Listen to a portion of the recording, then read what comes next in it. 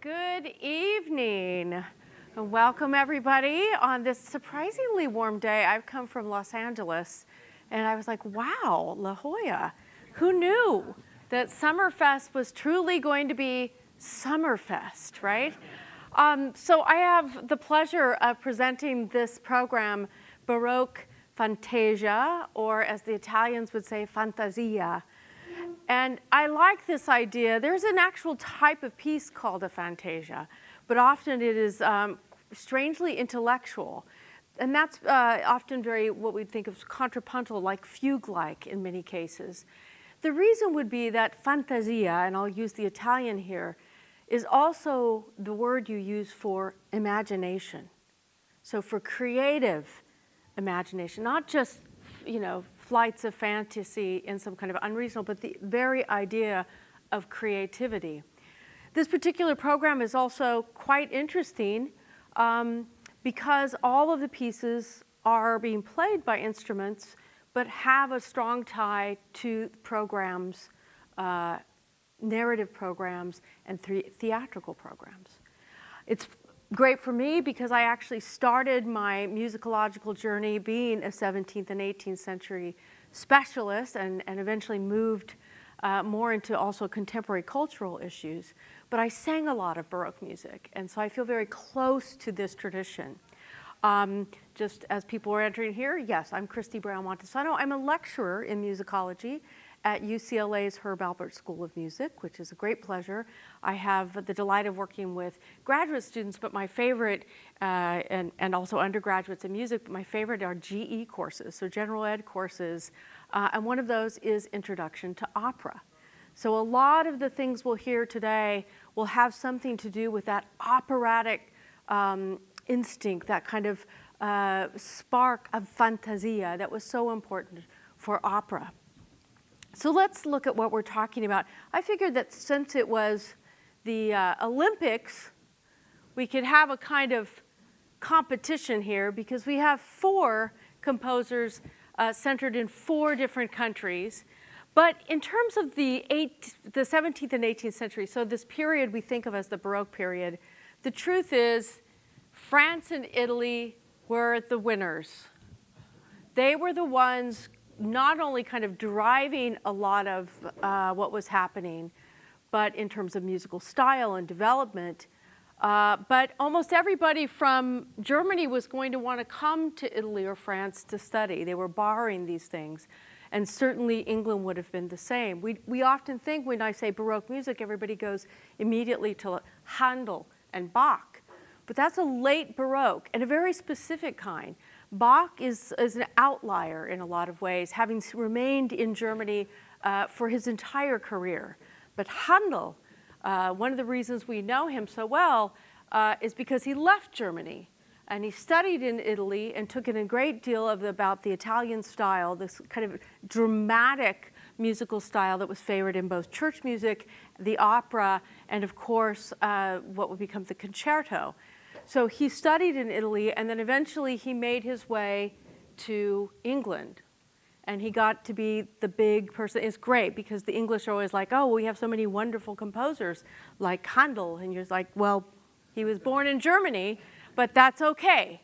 He can be English because, in fact, he naturalized eventually.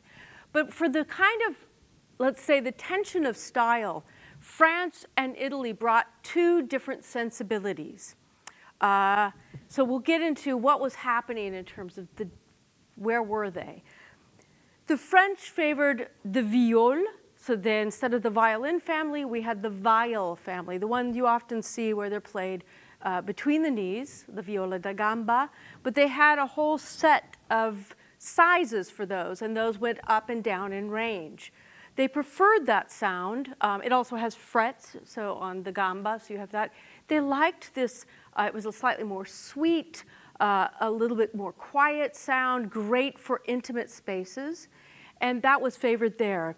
The French style was also known for its agréments, its ornaments, and these agréments are written in a lot of times, and the idea was that you had the taste to understand when to add something and how to do them.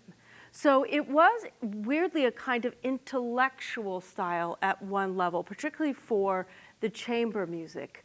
And then opera, even when France did get convinced that they could do a dramatic musical theater, the language took priority over the music. So if you listen to French opera, particularly by Lully from the 17th century, it often does feel like they're reciting in song, less of singing and arias, because they really privileged their spoken theater.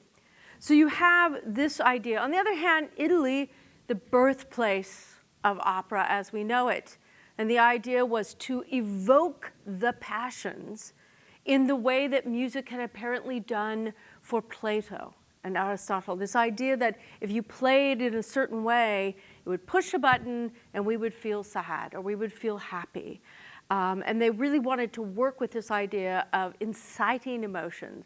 At the same time, there was a lot of brilliance to the Italian style, a little bit ostentatious, and the French, in fact, felt it was over the top. And we see that ostentatiousness kind of eventually develop into what we know as opera, with including the Handelian opera, which is opera in the Italian style, and the concertos of Vivaldi. So that virtuosity and kind of over the top, overwhelming you with virtuosity was the idea. So these two things came together. And I thought one way to kind of look at this is a little bit of this is a chaconne, so it's a repeating bass line type of dance from one of Lully's operas, Feuilleton, and which he called Tragédie en musique, tragedy in music. And in this case, he often would, for his chaconnes, he would often spotlight the hero. And I wanted to show you also that there was dance implicated in the French style all the time. Italian as well, but dance was very important to French Baroque style. In the meters that are chosen, the gesture, and in their tragédie en musique, their operas, they inserted dance scenes all the time. Does anybody know why in the 17th century the French were so crazy for le ballet, for the dance? The king, yes! Louis XIV, Louis XIV, very proud of his legs. He was a very fine dancer. And he also, and I'm very sorry, I didn't bring a picture, but he also stylized men's heels. Men were the first to wear heels, and particularly a red heel became very popular. And you knew that you were okay in the court if you were allowed to wear the red heel. If you were not allowed to, then everybody knew you were out for a while. So, but he himself often danced and prided himself on dancing. And this is the kind of dance you might see.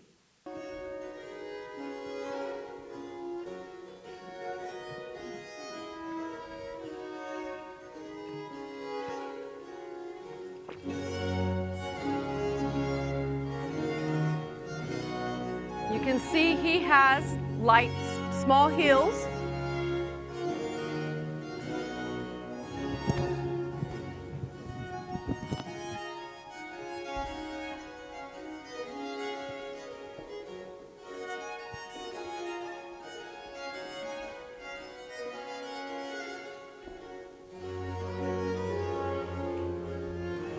I hope very much tonight as you listen, you feel that sense of gesture in the music.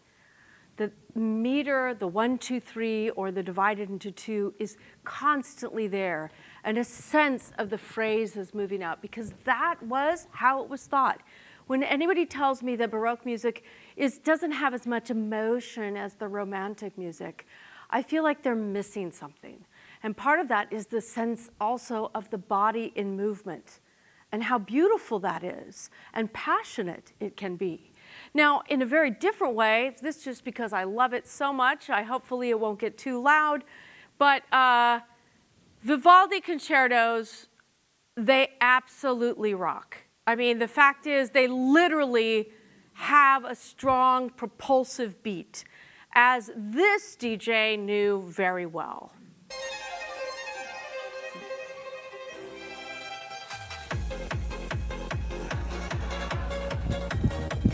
Right? It's like absolutely, I see it, everybody's starting to go like this.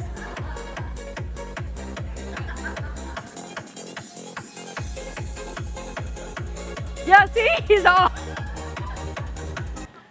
Right, so there's no way you couldn't be dancing if this happened. If you're in the French Alps or if they put this on at a club, I know I'm not really at club age anymore, but our club, this club, we'll have it here, you would feel that sense of pulse and beat and movement, as well as the crazy riffs, which many of us, if you're close to my age, you'll remember was something we enjoyed about rock, right? That there was these incredible guitar riffs.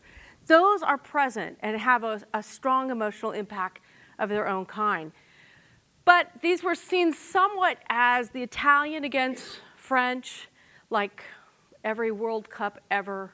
They had this problem. But one composer, Couperin, François Couperin, put together a piece that he called, in a way, Les Goûts Réunis, the taste united. And it's great here because he's saying Apollo persuades Lully, the French guy, and Corelli, the big Italian composer of the 17th century, that the reunion, the joining of the French and Italian tastes would make the perfection of music. And so it's beautiful how it's done. You can see here it's Lully and his French muses, and Corelli and his Italian muses, and they actually put clef, so they're saying the clef, they're using Françoise and Italien. So he actually puts them so they're slightly different and they come together as you read. Somebody who benefited from this and knew basically what was going on around the world, even though he was in England, was Henry Purcell, coming from a musical family. He was actually associated strongly with Westminster Abbey. He was allowed to have his funeral there, and they buried him near the organ, which was his preferred instrument. So this is a stained glass window that is supposed to depict Purcell in the dining room of the Abbey's choir school. And he did do a lot of vocal music as well. So there's remembering. So that is, here we are in Britain. Let's see what Purcell offers us. Great churches. So this is his place of work, a little bit down the centuries. And as I said, he was known for the fabulous, this one's a newer one, but certainly he also would have had a fabulous organ to work with. This gorgeous arched nave at the top with these beautiful pipes. He was coming into, he didn't live very long, so 1659 to 95. He came at a weird time in English history. There would have been the king was killed, Charles I, Charles II, that's why we've got Charlie III now. So Charles II came in as the Restoration. Under the Commonwealth, with Cromwell, opera was banned.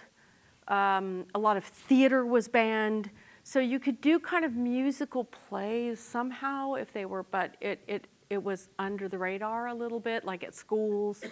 And you could have instrumental music. So that's, for the most part, what he wrote during that time. But he does have a few theatrical works which have come down to us. One of the most famous is Dido and Aeneas. It is still put on, although it's only about an hour long, it's still put on as opera. And he did a couple of these theater, like semi-operas, basically, and one of them is The Faerie Queene. Another one was King Arthur. So these semi-operas that he put on would have a lot of dialogue or narration and then musical numbers in between. And that's where The Faerie Queene, which is based on Midsummer Night's Dream, comes in. So he plays, it's not actually, it's funny, it's saying that it's not actually that, they kind of get rid of the Shakespeare in it. So they make room for musical things that don't have anything to do with the play. Very typical of the time. And the way it looks like, if you go on Spotify here, like here's our first set of numbers from it. There's a whole lot more. But we have here first music, the prelude. The hornpipe is a type of dance. So you see dance coming back in. The second music is an air. This would be considered a song or aria. And it's in something called a rondeau. So these are two preliminary things before you even get to the overture. And then you get actual duets and the scene of the drunken poet. A lot of fun. The first act tune with a jig. So you have this mix between songs. But I want to come back to this rondeau. A rondeau, very common form of the time, means just that it rounds. And so you keep hearing a melody again and again. It comes back. So let's listen to just instrumentally what it sounds like.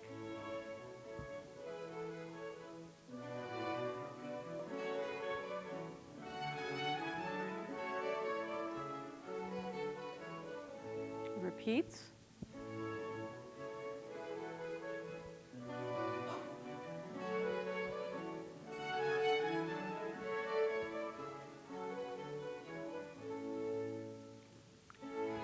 Contrast.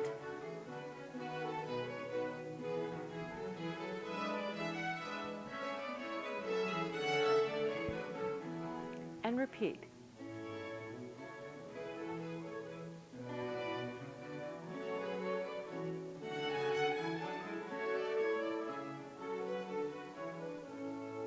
So what I like is somebody's gone ahead and we have here at Glyndebourne, they've actually dramatized this rondeau. You're going to hear things like this just in concert, but people do stage the Fairy Queen, and I thought this was a very clever way of doing it.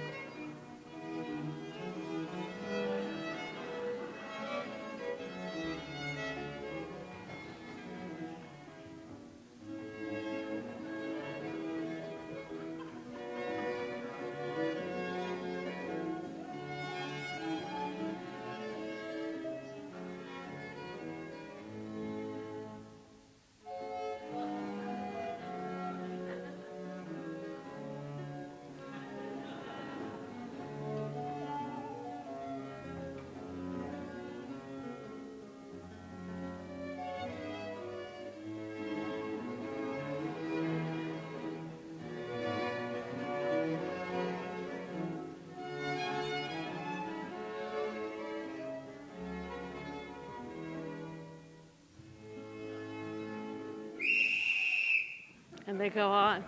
So very clever and a way of using that repetition theatrically while still recognizing that this is a dance feeling, right? The gesture feels very dance-like. All right, instead bringing us to France, Jean-Ferry Rebel, the Rebel. Another musical family from France you can look up. There are both grandparents and also a son involved in music. As you see, you might be able to see just there, involved but not only in composition, but played the violin. Most musicians at this time, particularly family musicians, would also learn some keyboard, organ, harpsichord, but he did play with a special band in the court of Louis XIV, of Louis XIV. He himself studied violin with Lully, so the great basically the music director for most of Louis XIV's reign. So he was associated, of course, primarily with the luxury life at Versailles, the Château Royal, and with this group known as the 24 Violins of the King. This is one of the earliest ensembles that we have a record where they were put together and they rehearsed properly. Lully, his demise is associated with an anecdote that's funny, not funny, because he was not a particularly nice guy. He was a bit of a tyrant, you know. I know that's very unusual for conductors and music directors, but it does happen sometime. And he was apparently, they didn't do this. They used to beat time with a kind of heavy stick. And it probably was something like this. Un, deux, trois, ah. Anyway, he stabbed himself in the foot and died of gangrene. So these things happen.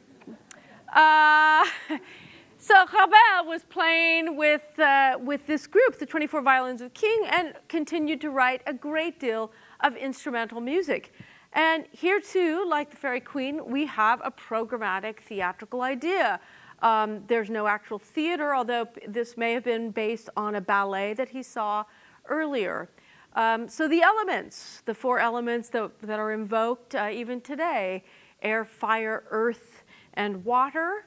And he does a brilliant thing, which I feel like I won't play this for you because the sound of it I don't want to give it away, but just be ready. Like, don't be getting your candies out or like talking at this moment. When it starts, when the chaos begins, be ready to embrace it. Because it is it will sound chaotic and it's a lot of fun. So I want you to be able to enjoy that. But I also, let me see. I want to be able to take you forward a little bit to some of the sounds that happen here. I'm going to take you to where we get the earth and fire. Let's see if I can get this. Let's see.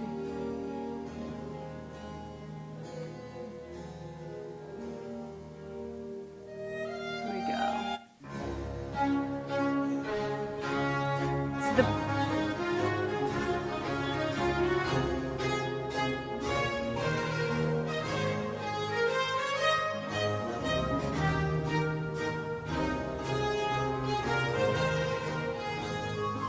So he actually has there la terre, the earth. When you hear the bass notes, it's trying to give you that grounding feeling. And then we go into l'eau, the water. And he actually says, that this is a song for the flutes, coming and giving you the sense of water.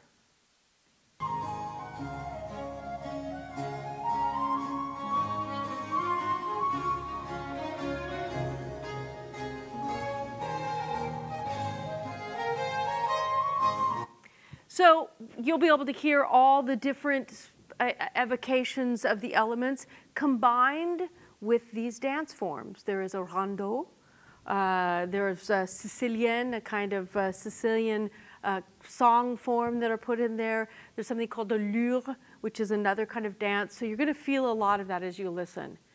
The Red Priest, that's what he was known as, Il Prete Rosso, Antonio Vivaldi, associate, of course, the Italian.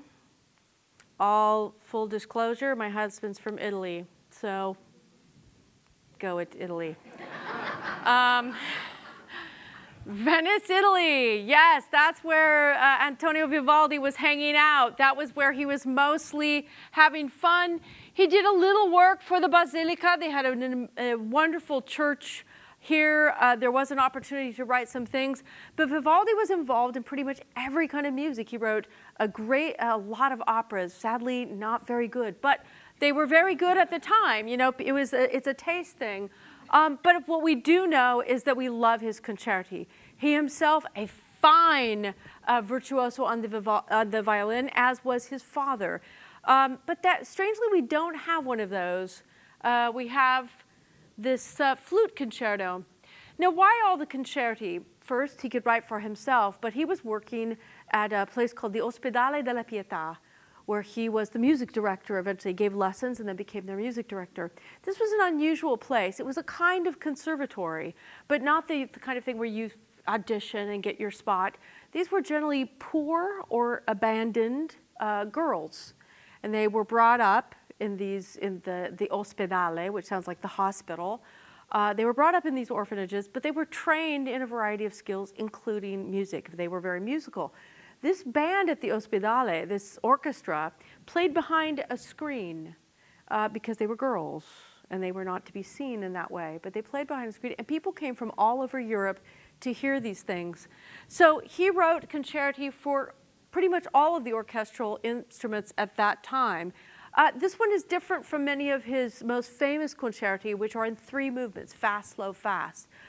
Usually you get a strong, what we call a ritornello, very catchy first 20 bars, and that keeps coming back in some ways, and it catches your ear.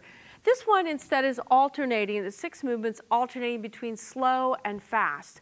But my favorite is when you can hear it go from its initial largo, so broad, slower, it eventually goes into the second movement, which is presto, and it says fantasmi. So phantasms, ghosts, right? Spirits, because this is nicknamed la notte.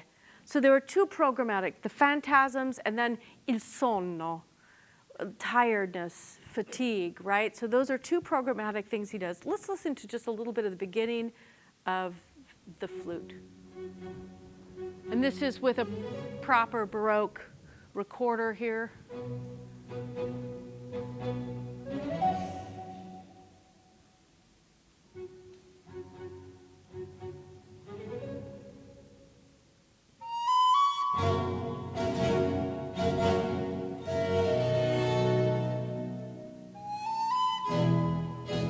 So he likes to have the drama happening already. Let me bring it forward. So this is the end of that long, slow movement introduction, and then the phantasmi will come.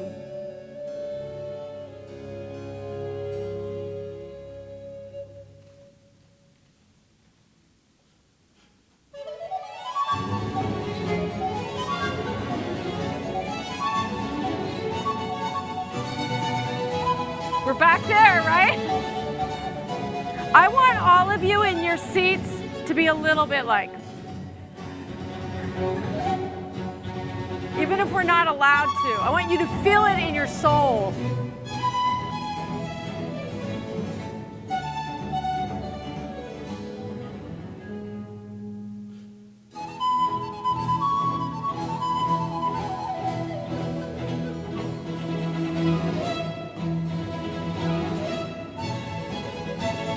So you can see there, even in that flute concerto, there you understand what I'm talking about, the kind of dramatic impulse that you hear in the concerto style of Vivaldi. That's quite different from some of the dance-based stuff that we were hearing from the French style.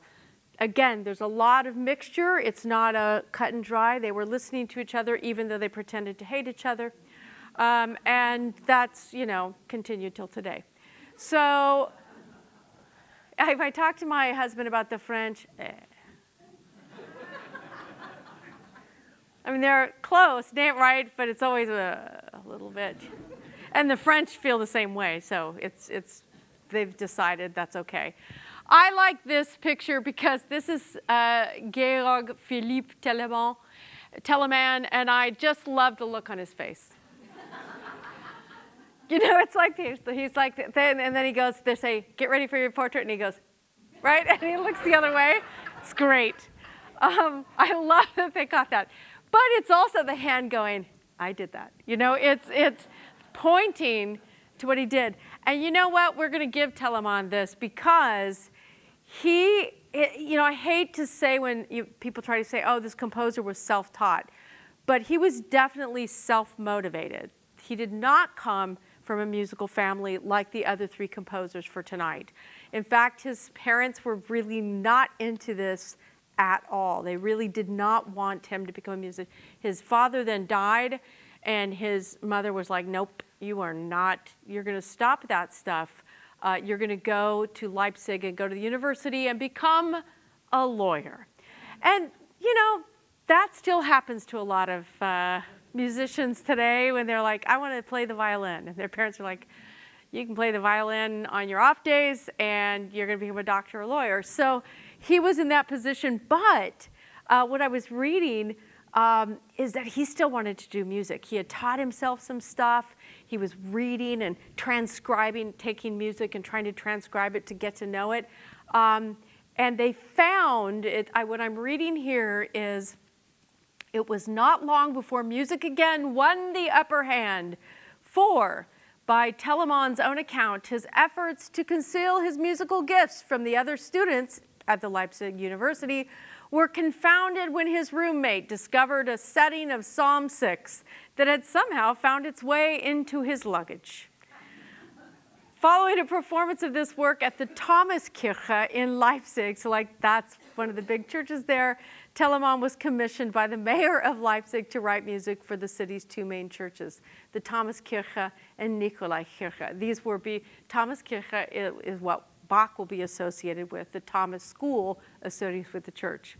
Telemann was so famous in his time that he went for that Leipzig job that eventually Bach got first. He used it to get a raise. I mean, literally the leverage thing, that was, he got it. He got the raise, he went back. Bach was the third choice for that job. So history's funny. We think because so often people will think of Telemann as, somebody used to call him a Xerox Meister because he has so many pieces. But at the time, he was extremely well thought of. And he was, in fact, the godfather, I believe, of C.P.E. Bach, of one of Bach's older sons. So he did enormous, and he was especially responsible for the work that would happen in Hamburg, Germany. And I've put the opera house there, not because that's where he was, but because he would have liked that though, huh? The new Philharmonic, yes, that's right. So the music concert house, he didn't get to have that, right? So that's as close as he got to have was like this. But he wouldn't have had that, he just had the old opera, right? But German opera was struggling, and Telemann was very important for getting things to go. Brahms will also be coming from Hamburg and will carry this idea of a kind of legacy through Telemann, not just Bach, but through Telemann, of the work that happens there. And you can just see, I mean, we are way, way up there, like close to Denmark. So this is quite North Germany. Another famous town close to it, Lübeck, is where the organist and composer Buxtehude played his afternoon concerts. And this is the one where Bach asked for a little bit of time off and then somehow hitchhiked the 300 miles or whatever from where he was working and was very late getting back. But he wanted to hear Buxtehude play. So Telemann is an extraordinary talent. I mean, the fact that he literally is one of those early examples of the non-musical family artist insisting on going this direction. There are others, but so many at this time went into the family biz. So Telemann is quite unusual in that way. So we have for his piece, Don Quixote, the suite, some complications. Some of this music was written earlier that he added a serenade much late. So it all came together fairly late in his life. And here too, we have all kinds of programmatic things happening to tell you the story of Don Quixote. Many of you will already know this. And of course, one wouldn't be, and I love this, passion, period, right? Which is also making a joke on the fact that it's a period instrument. So this is Apollo's Fire. And they're performing at Tanglewood, and I liked this very much. I wanted to take you to the point where one of the great moments of Don Quixote's story is when he fights the windmills. So let's see if I put this down, his attack. Oh, you know what? I think I didn't mark the time. Let's see if I can get close.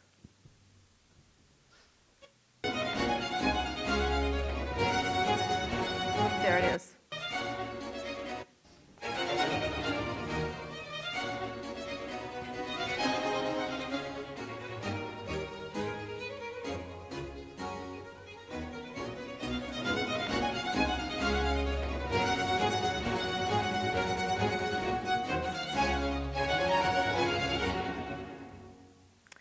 One thing I love about that little bit is, first of all, I'm going to put it out there, woman on the podium. Yeah, exactly, not that common. But also the fact that properly you would have led either from what we think of as the concert master position or from the harpsichord. And I think Jonathan Cohen is doing that tonight. So it's very typical that you direct from, like I said, either as the concertmaster or from the harpsichord. And that's such a beautiful thing to watch somebody not just concentrate on weight, but that they have to still be doing this. And it also tells you the important role of the harpsichord. The whole Baroque style, and something that another thought I'll leave before we depart now to go enjoy this beautiful program. The continuo, the harpsichord with a bass instrument, came about in order to allow harmony to be freer. Not all of the voices had to play every part, so you could have a singer even hit dissonances because the main chord would be played by the harpsichord and then reinforced as a bass line. So of all the styles of classical music, Baroque music is in so many ways all about the bass. And really, it's just a great sound. So again, as you're watching the flash and all these things, tune in every once in a while to the wonderful bass line, because it is, in fact, that's one of the basso continuo, the continuous bass. It's leading you through the journey of the harmony, really kind of spelling it out. And it's one time where I never want to hear the conductor say, quiet down to the basses, because it's really quite beautiful. So thank you for your time tonight, and enjoy this fantastic program.